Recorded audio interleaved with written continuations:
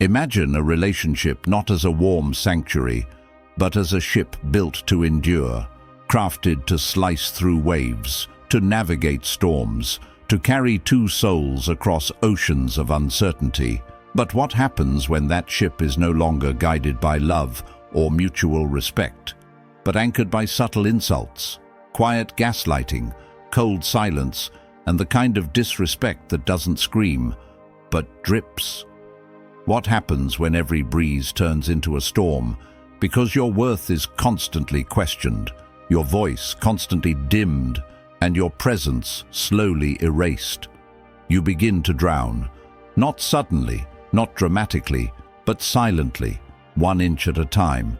And that's how it happens, not with slaps or screams, but with shrugged shoulders, with sarcastic digs, with being treated like you don't matter. And what's even more brutal, you let it happen.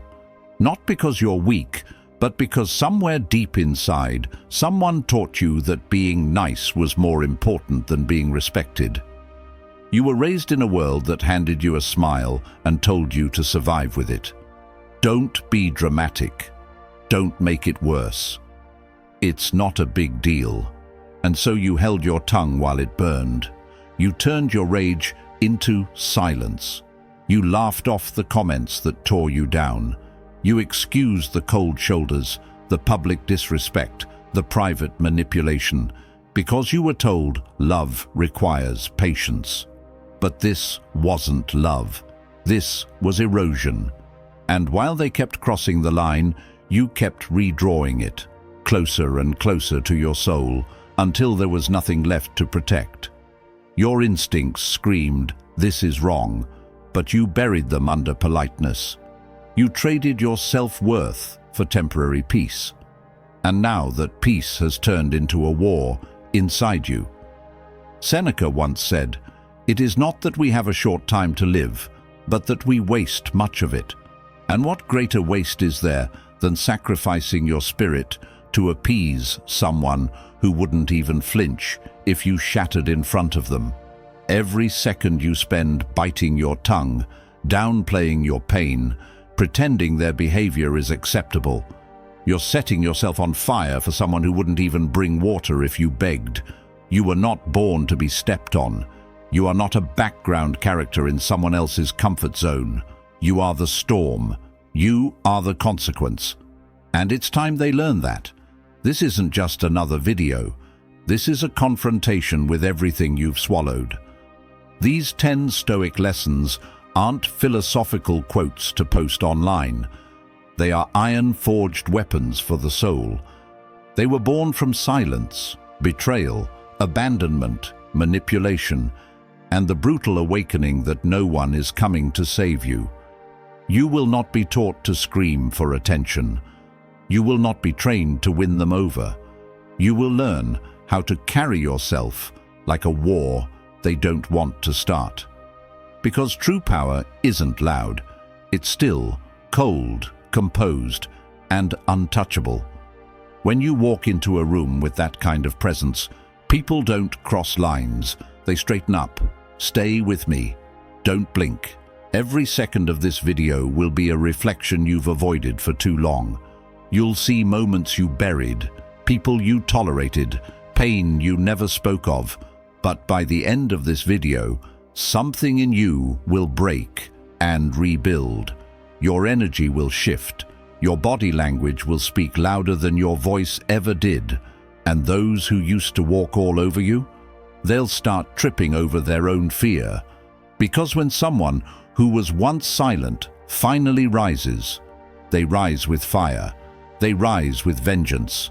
And the world learns very quickly, this is not someone to mess with anymore. So if you're ready to become the version of yourself who never again tolerates half respect, fake apologies, or soft abuse wrapped in love, then lock in, like the video. Subscribe. Send this to someone who's forgetting who they are, and carve these words into the comments like a declaration. I will never be disrespected again. Not because someone gave you permission, but because you finally gave it to yourself. Let's begin. Number 1. Speak less, watch more. They think silence means weakness, that your quiet stare, your calm breath, your refusal to shout back is surrender. But they've never met a storm that doesn't make a sound until it hits. They don't know that the most dangerous men are the ones who speak the least, because they're too busy calculating. They don't know that silence, when mastered, becomes a weapon sharper than any insult, louder than any scream. This world worships noise. It rewards those who talk the most, not those who understand the game. But the Stoics, they played in shadows. They studied the room before they stepped into it. They let others expose themselves while they remained unreadable. That's what real power looks like, not in domination, but in control, not over others, but over yourself. You remember the moments when you were disrespected the most, the moments that cracked something deep inside your chest. Not when you stayed silent, but when you kept speaking, hoping to be understood, when you begged to be heard, when you explained yourself to someone who had already made up their mind. You gave them everything, your words, your reasoning, your soul laid out like an open wound, and they only stabbed deeper. That's the curse of over-explaining. You end up fueling their fire, because people who disrespect you aren't listening to understand. They're listening to exploit, and every sentence you hand over becomes a blade they'll use to cut you later. Epictetus said, "We have 2 ears and 1 mouth for a reason, to listen twice as much as we speak, but most don't. Most are addicted to the sound of their own voice, unaware that they're giving away the playbook to people who will turn it against them." You want to know who holds the real power? It's the one who watches, the one who notices that fake smile twitching at the wrong time, the one who spots the backhanded compliments dripping with poison, the one who hears the unsaid things between the words. When you stop reacting emotionally and start collecting data, that's when you become dangerous. Because now you see through people. You don't get played, you detach, and in that detachment you become untouchable. You want to command a room? Don't raise your voice, raise your silence. Stop explaining why you left. Stop clarifying why you're changing. Stop apologizing for protecting your peace. The moment you stop defending yourself, the game flips. They start chasing your approval. They start questioning themselves. Your stillness becomes unbearable to those who used to toy with your emotions. The look in your eyes shifts from needing them to seeing through them. And that shift, it haunts them, because they can't manipulate what they can't understand. They can't control what they can't predict. You become a riddle wrapped in ice, and that's when the tables turn. So the next time someone tries to belittle you, humiliate you, make you feel small, don't explode, don't break down, don't start pouring your soul into explanations they don't deserve. Just watch. Look them in the eye with the calm of a man who's already seen their type 100 times. Say nothing. Let that silence crack their ego like a mirror. Pull your energy back like a tide before a tsunami. Let them drown in the emptiness you leave behind.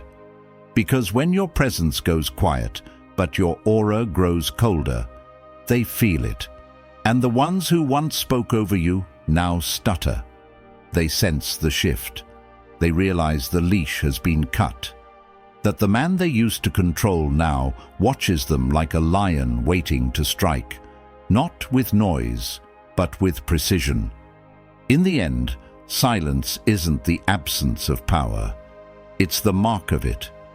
Because the one who speaks less always sees more. Number 2. Set boundaries without apology. There's a slow death that creeps in when you become the person who never says no. At first, it looks like kindness. like being reliable, like being the bigger person. But over time, it poisons you. You become the human bandage everyone slaps on their wounds, the emotional trash bin for every crisis, the one they call when they need something, but never when you're falling apart. You become the fixer, the solver, the always available. And then something brutal happens. They stop seeing your soul. They stop seeing your limits. You're no longer a person to them. You're a function, a tool, a bridge they walk across barefoot, without once wondering if you're breaking underneath them. And that's what happens when you make yourself too accessible. The world starts taking you for granted. The calls come in only when there's a fire to put out. The texts show up only when they need a favor. Your kindness turns into currency, cheap, expected, and easily spent. And the worst part? You helped build that system. You kept saying yes when everything inside you screamed no. You kept showing up while you were drowning. You kept making peace while you were crumbling. And all for what? To be liked? To avoid conflict? To keep the illusion of being the good one? That's not love. That's self-erasure dressed in a polite smile. Stoicism doesn't teach us to be passive. It teaches us to be precise. Marcus Aurelius didn't say tolerate everyone. He said, you have power over your mind, not outside events. That means your time, your energy, your mental peace. They belong to you, not to your co-workers, not to your flaky friends, not to that relative who only shows up to drain you. Every time you say yes to them while you're burning out, you're saying no to your own soul. And that isn't generosity. That's self-abandonment. That's betrayal dressed up as sacrifice. And think back. How many times did you let them cross the line just to keep the peace? How many times did you swallow that lump in your throat while they took advantage of your silence? That pit in your stomach wasn't conflict. It was your soul begging you to stop betraying it. And the truth is this: every time you break your own boundaries, you teach them how to treat you. You show them that your comfort comes last. And once they learn that, you become their emotional doormat. And don't be surprised when they wipe their dirty feet on you without hesitation. But the moment you start setting boundaries with a steady voice and cold eyes, everything shifts. You stop explaining. You stop softening your tone. You stop dressing your no in pillows and polite justifications. A boundary isn't a debate, it's a declaration. It's the invisible wall that screams, "This version of me is no longer available for disrespect." And let that hit hard. You don't need to defend your standards. You don't need to prove your pain. You don't need to apologize for evolving. Growth offends the ones who benefited from your silence, and that's not your problem anymore, because those who truly value you will never fear your boundaries. They'll honor them. They'll adjust. They'll respect that you finally see your worth. But the others? The ones who only stayed close because you made life easy for them. Let them go. Let them choke on the silence you leave behind. Let them talk. Let them label you as selfish. You know better. You're not selfish. You're sacred. And sacred things aren't available to just anyone. From now on, remember this: protecting your peace is not up for negotiation. Your energy is not a buffet. And the new version of you? The one with unapologetic standards and ruthless self-respect. That version doesn't bend anymore. That version builds walls, not out of fear, but out of wisdom. Number 3. Never chase their approval. Approval is the most seductive poison ever disguised as praise. At first it tastes sweet, like acceptance, like validation, like belonging. But the high never lasts, and once it fades, it leaves you hollow, craving more, like an addict begging for a hit. You start twisting yourself to fit what they want, smiling when you want to scream, nodding when you know it's a lie, performing, bending, sacrificing, just to hear someone say, "Good job," or "You're enough." But you're not being loved. You're being managed. Approval is their leash, and you're handing them the handle. And the worst part, you know it. Deep down, you feel that sting every time you silence your real self just to avoid rejection. You laugh at jokes that insult you. You agree with opinions that choke your truth. You shrink in rooms where your soul should have roared, all for a few scraps of acceptance. But here's the harsh reality. Every time you trade authenticity for applause, you bury a piece of your own identity. You don't just lose power, you lose yourself. The Stoics warned us about this trap.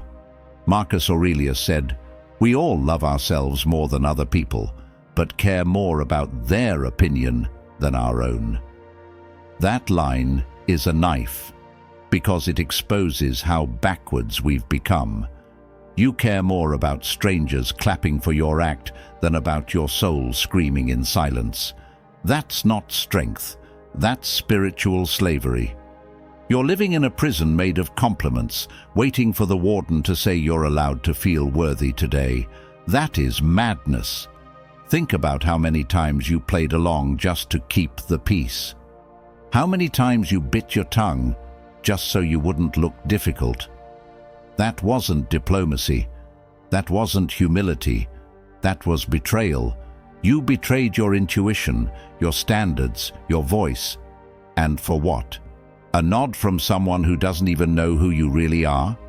Let me tell you this, the most dangerous man in any room is the one who doesn't need to be liked, the one who stands tall in silence, not chasing attention, not fishing for approval, the one who is rooted so deeply in who he is that even when the world turns its back on him, he doesn't flinch. That kind of man terrifies manipulators, because he cannot be swayed, bought, or guilt-tripped into shrinking. You want to be respected? Detach. Pull your worth out of their hands. Rip it out of their fake compliments and cheap validation. Be the storm that doesn't apologize for how loud it thunders. Be the fire that doesn't ask permission to burn. Because when you stop needing to be liked, you start being felt. Your presence becomes real, unfiltered, whole, and that is where true power lives. So stop editing yourself to fit their expectations. Stop asking for permission to exist. You weren't made to please the crowd. You were made to be a force, and forces don't beg. They break through, loudly, boldly, without apology. Number 4. Walk away the first time. There's a silent war happening every time you get disrespected. Not outside, inside. A war between the part of you that wants to be loved and the part of you that knows better. And most people lose that war the first time, not because they're weak, but because they hope. They hope it was a mistake. They hope it won't happen again. They hope the person who shattered them in silence will somehow rebuild them with promises. But hope is a dangerous drug, and once you take it instead of action, you begin to rot inside, slowly, pretending it doesn't hurt while it destroys your soul from within. This world feeds you lies like poison disguised as comfort. They didn't mean it. It was just a moment of anger. Everyone deserves a second chance. No, everyone deserves accountability. Everyone deserves to face the consequences of who they choose to be when they think you'll stay. Because the moment someone believes you'll tolerate even a drop of disrespect, they build a pattern from it, and if there's no cost for crossing your line, that line vanishes. You become their emotional playground, a space where they can tear down, rebuild, and destroy again. While you stay, loyal to your own suffering. The Stoics didn't teach detachment to numb the heart. They taught it to sharpen the soul. Epictetus said, "Keep your attention focused entirely on what is truly your own concern." That means stop babysitting their chaos. Stop rationalizing abuse. Stop carrying the burden of their character while yours breaks under the weight of excuses. You were not sent here to save someone who enjoys sinking you. You were sent here to protect your peace like it's your final breath. Because in this world, that's exactly what it is. Walking away the first time isn't heartless. It's holy. It's the loudest scream you'll ever whisper. No shouting, no final warning, just distance, just silence. And silence, that's a blade. It slices deeper than any insult. It leaves an echo they will hear every time they try to disrespect someone else, because they'll remember the one who didn't beg, didn't argue, didn't explain, just vanished. Not out of fear, but out of sheer self-respect. Look back. How many times did you betray yourself for the sake of being fair? How many red flags did you turn into white ones just to keep them in your life? How many people did you forgive without proof, love without return, protect without reason? You weren't being kind. You were bleeding out while calling it love. And they learned that your wounds were negotiable, that your boundaries were bendable, that you'd stay even while dying inside. But one day you flip the script. One day you don't beg, you don't wait, you don't explain. You walk, and when you do, don't look back. Because the real test isn't whether they come after you. It's whether you still have the strength to keep walking when they do. Let them feel what it's like to lose access to your warmth. Let them feel the cold edge of your absence. That's when they learn. And if they come back with the same mask and the same mouth, let your standards be louder than your loneliness. Because your peace, that's not a gift. That's your kingdom. And anyone who tries to rule it with lies doesn't deserve to breathe in it. Number 5. Control your emotions. Command the room. When someone disrespects you, it's not just a personal attack. It's a test, a setup, a deliberate strike to see if they can reach inside your mind and twist your emotions like a puppet on strings. And most people, they fail. They react. They snap like dry twigs under pressure. One insult, one passive-aggressive comment, one eye roll, and boom, you explode. You lose your cool. You fight to defend your dignity, but in the process, you hand it over. Because the moment you lose your composure, you've already lost the room. That's how manipulators win. Not with fists, with control. They bait you into the emotional fire, then step back and watch you burn. They push the right buttons, and you light yourself up. And then they call you unstable, dramatic, aggressive. They provoke the storm and then blame you for the thunder. That's not just disrespect, that's psychological warfare. And if you don't see it for what it is, you'll keep falling into the same trap. Over and over, until there's nothing left of your self-respect but ashes. But the Stoics knew something most people today don't. They understood that emotions are not enemies. They are signals, warnings, internal sirens. But they are not kings. They do not get to command you unless you crown them.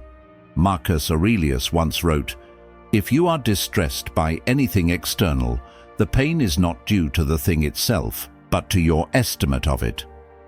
Read that again. Because what he's telling you is that the disrespect didn't defeat you. Your reaction did. And that's the part you control. That's the part that makes or breaks men. Remember the last time someone crossed you. The disrespect was sharp, but your outburst, that was the dagger you plunged into yourself. You shouted, you cursed, You let them see that they had power over your peace. And afterward, when the adrenaline died and the silence returned, you hated yourself for it, not just because of how it looked, but because deep down you knew you gave them too much access to your emotions. Now imagine something different. Imagine being the storm, but silent. Someone tries to rattle you, they mock you, they raise their voice, and you just stand there, composed, unshaken, eyes locked in like ice. You don't flinch, you don't need to defend, you don't need to prove, because your presence is already doing all the talking. Your restraint becomes terrifying, your stillness becomes power. And the person trying to control the room, they suddenly realize they're standing in yours. That's what real dominance looks like. Not barking, not reacting, but choosing silence like a sword. You don't suppress your anger, you direct it. You don't ignore your pain, you master it. Because emotional control isn't about being numb, it's about being deadly accurate. You don't react, you respond when you decide. And that level of self-command, it makes people think twice. They stop playing games because they know. You don't play, you observe, you calculate, and if you act, it's already too late for them to defend. So the next time someone tries to make you lose your temper, give them silence. Give them that haunting smile that says, "I saw that coming 3 moves ago." Let your calm make them uncomfortable. Let your stillness shake their confidence, because nothing screams power louder than a man who refuses to dance to chaos. Let them drown in the storm they created. You just walk through it like a ghost, untouched, unreadable, unshakable. Number 6. Speak less, watch more. Every time you open your mouth, you bleed information. Your pain leaks. Your fears surface. Your hopes whisper through your tone. And when the wrong ears catch it, they don't comfort you, they weaponize it. The ones who seek control don't scream commands. They stay quiet and study. They memorize your tremble. They track what makes your eyes shift, your voice shake, your words stutter. You think they're listening to care. They're listening to conquer. That's why silence is not weakness. It's not hesitation. It's not shyness. It's strategy. It's the armor of the unfazed, the weapon of the wise. Seneca didn't say silence is golden. He said, silence is a lesson learned through life's many sufferings. That means silence isn't something you're born with. It's something pain forges into your bones after life has screamed at you enough times to shut the hell up and observe. Because once you've suffered enough betrayal, enough manipulation, enough regret from saying too much, you stop bleeding words. You let the silence do the speaking, and the silence, it screams. Look back. How many times did your mouth write checks your peace couldn't cash? How many times did you try to explain yourself in arguments that were never meant to understand you? You spilled your soul just to be mocked, twisted, misquoted.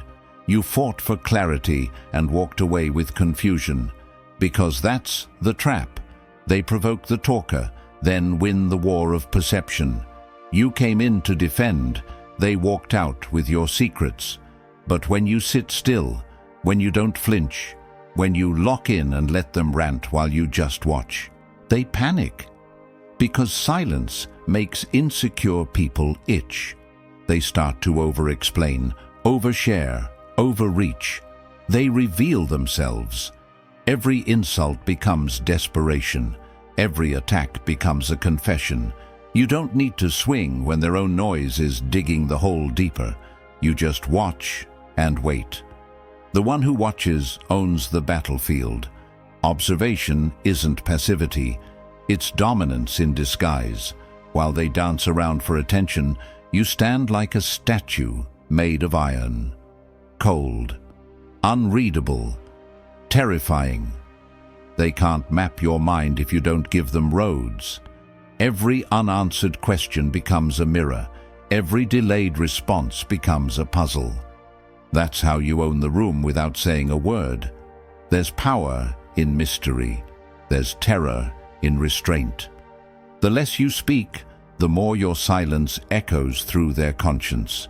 And the moment you master this, when you speak only when it's time to strike, you become untouchable, because silence isn't just control, it's a storm waiting for the right second to hit. Number 7. Don't argue, just level up. Some people don't deserve your words. They don't deserve your tears. They don't deserve access to the version of you that still cares enough to explain yourself. What they deserve is distance.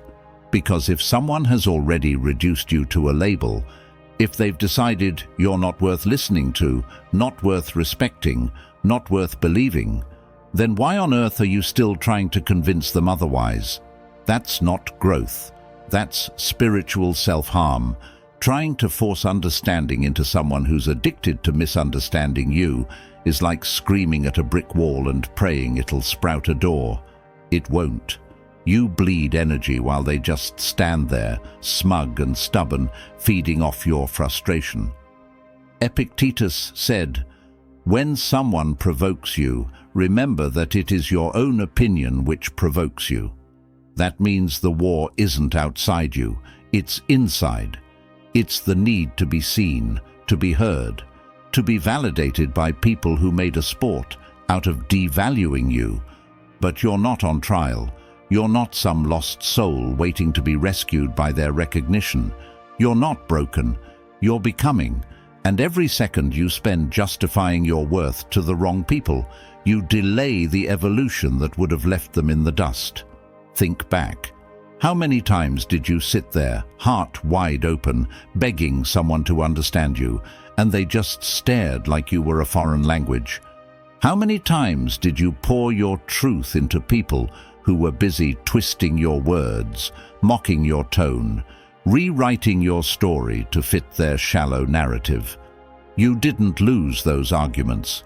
You lost pieces of yourself every time you tried to argue with a brick masquerading as a soul. That wasn't a conversation. That was emotional erosion. And the pain you felt afterward, that emptiness, that's not weakness. That's your soul begging you to walk the hell away and build instead of beg. Because the most savage revenge isn't a comeback. It's a rise. It's when you disappear from the chaos, cut the noise, and start crafting a life so solid, so high above their reach, they choke on the silence you leave behind. No arguments, no clapbacks, no posts, just growth. Raw, radiant, undeniable growth. While they're still stuck in gossip and games, you're building empires in silence.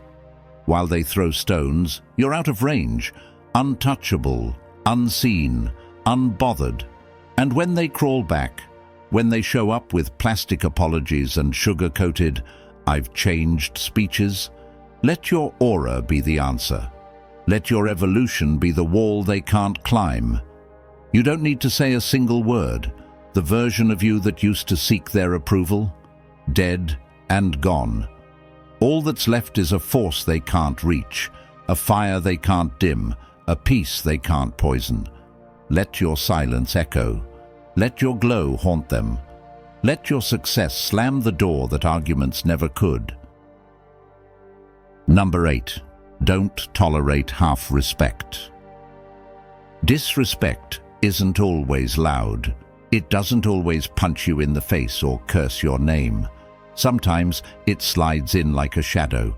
It comes wrapped in sarcasm, in jokes that slice just beneath the skin, where no one else notices, but you feel it.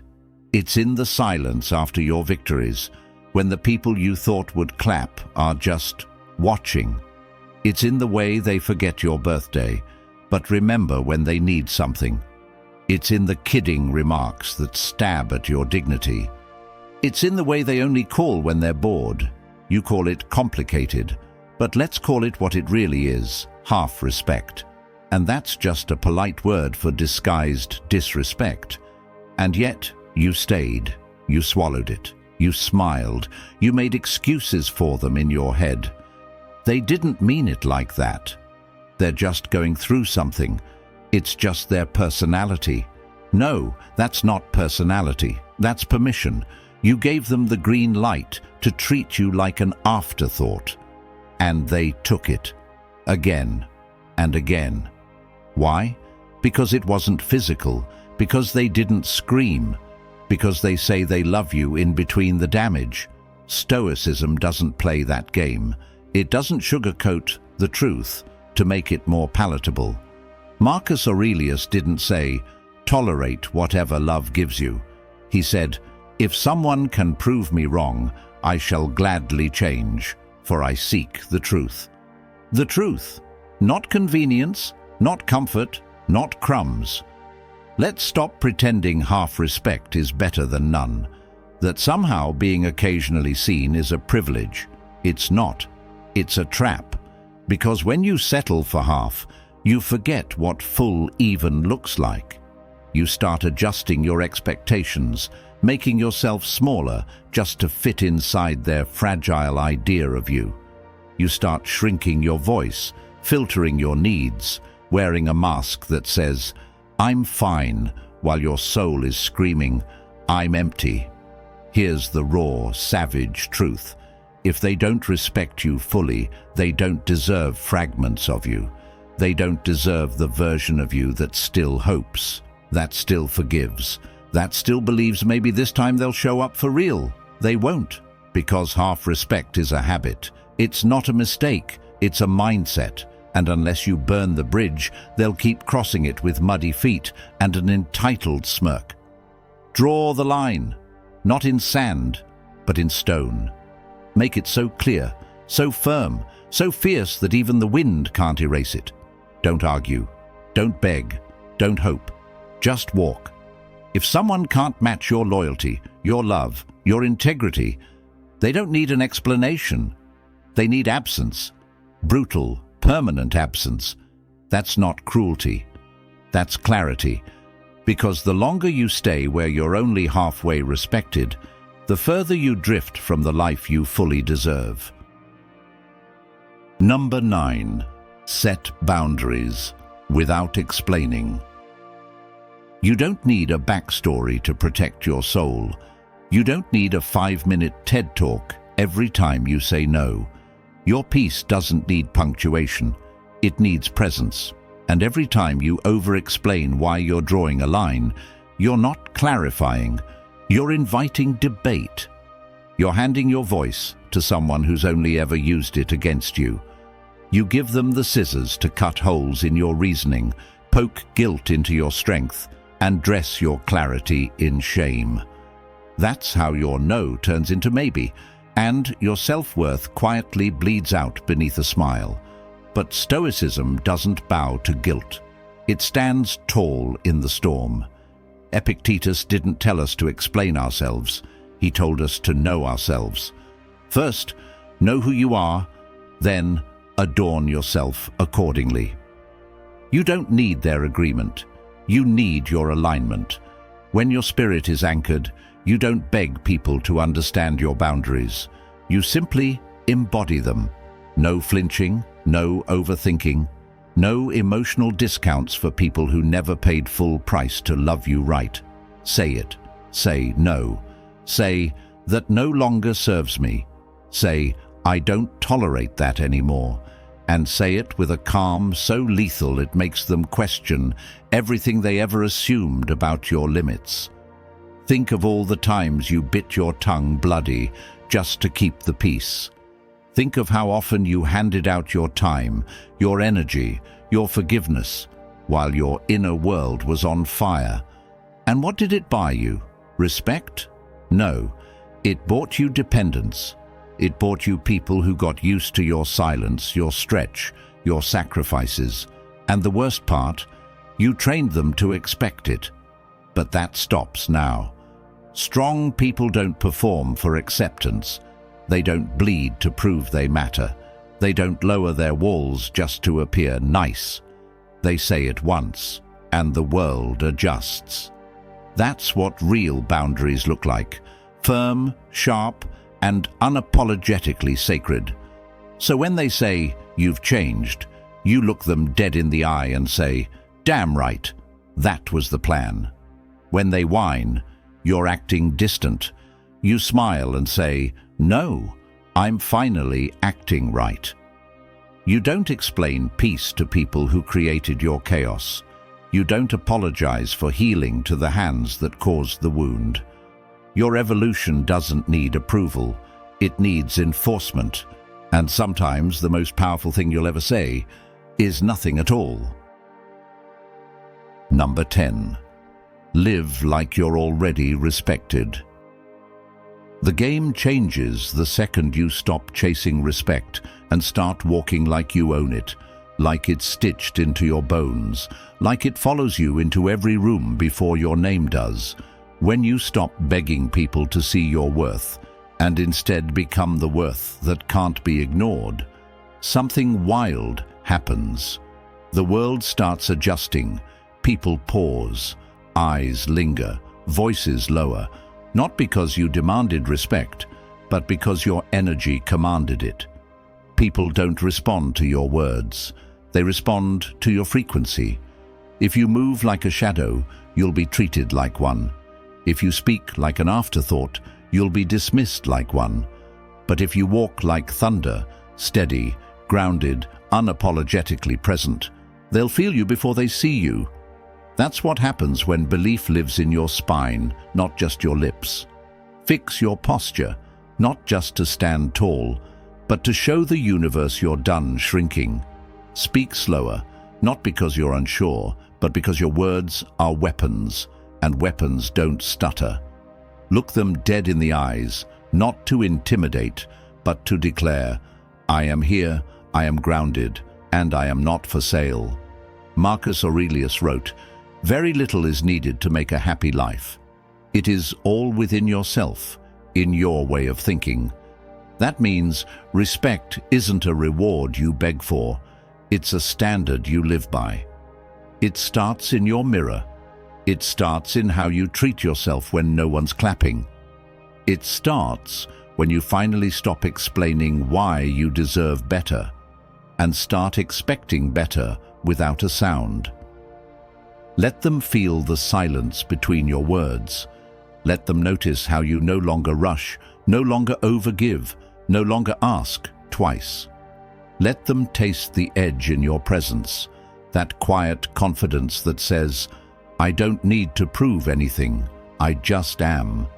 You're not here to chase seats at tables built by people who've never seen your soul. You're here to build the room, to carry the throne on your own back if you have to. Because when you move like you're already respected, you become a mirror for how the world should have treated you all along.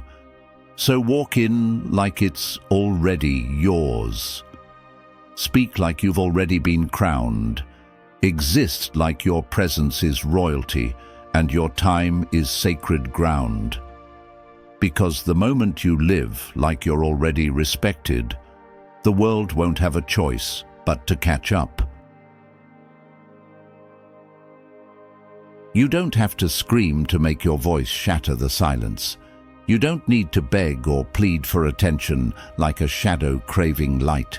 The fiercest power lies in becoming untouchable, not through coldness, but through unbreakable peace. You evolve into a force so magnetic, so undeniable, that disrespect simply evaporates when it brushes against you.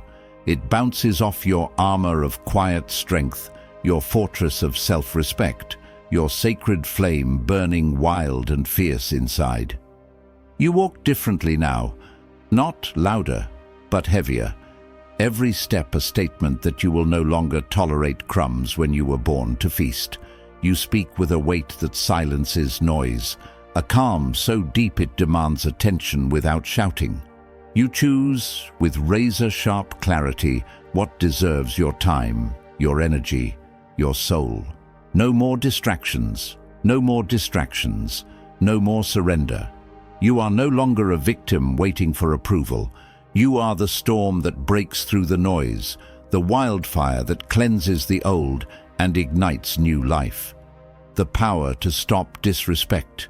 It was inside you all along, buried beneath doubt, beneath fear, beneath the need to explain yourself. If this raw truth pierced your bones and shook your core, then rise with it. Like, comment, share, and subscribe. Not just for yourself, but for every soul who needs to reclaim their power, who needs to remember they are untouchable. You are not a doormat. You are the storm. Unleash it.